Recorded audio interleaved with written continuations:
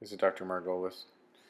I'm going to try to explain how to irrigate a three-way catheter using a piston syringe. As you can see, the syringe has a hole at the end, a ring for your index finger or thumb, depending whether you're doing it two-hand or one-handed. We're using a three-way catheter, meaning it has a opening at the end that you can flush in and out of. This is generally the end that gets hooked to the leg bag or a drainage bag. The other part of the three-way is the continuous irrigation, which you see hooked up on the right. It has some blood in it, which is not unusual when the irrigation's not running, as it is in this patient. Eventually, when the clots are all cleared out, we can start that running, but it's never a good idea to run it until all the clots are clear.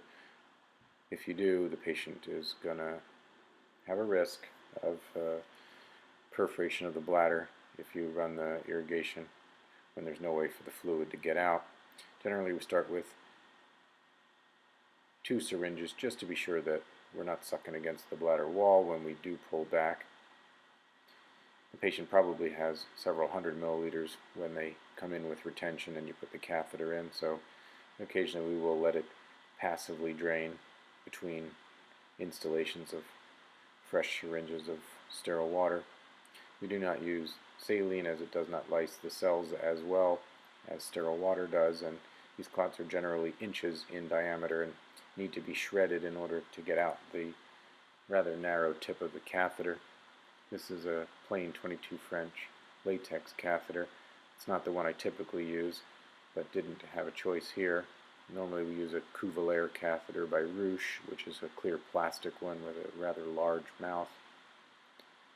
We always make sure that we have an assistant nearby and have at least 2 or 3 liters of sterile water ready to go, as it's not uncommon to have to use that much in order to clear all the clots before hooking them up.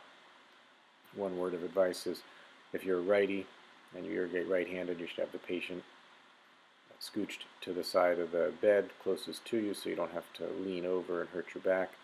The patient should be on You should be on the patient's right side if you're right-handed, and on the patient's left if you're a lefty. Always brace your hand against the thigh gently without making the patient uncomfortable, and always make sure that you don't tug on the catheter, as it could cause spasms. When you want to empty the bladder completely, you want to pull until you see air get sucked into the syringe. Then you know you're at the bottom, basically that the air at the dome of the bladder has been sucked down to the bladder neck where the tip of the catheter sits. Then you would start with fresh syringe fulls in order to, again, begin lysing cells.